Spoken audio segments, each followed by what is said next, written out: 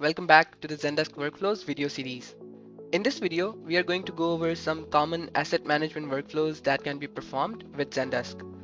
Let's take a look at a typical request for a new item. This request can either be by the end user, let's say an employee, or on behalf of that end user, someone like the employee's manager or HR. The agent can fulfill this request in 3 steps.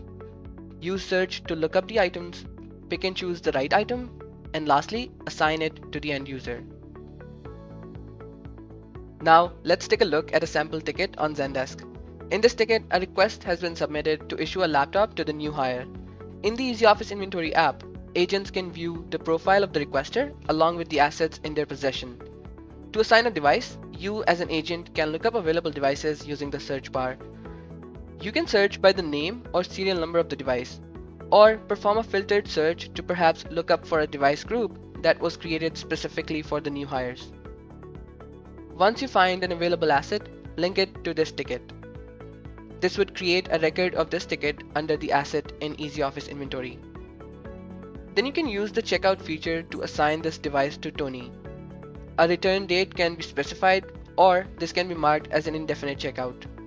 Input the user and location details and hit checkout to complete the process. This device will be marked as checked out in EasyOffice, and you can view the associated tickets under the Zendesk Tickets tab. If there is no available asset that can be checked out, you can make use of the purchase order module in EasyOffice Inventory to procure a new one.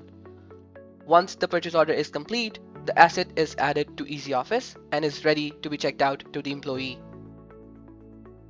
I hope this video was helpful. For any questions, feel free to reach out to support@easyofficeinventory.com.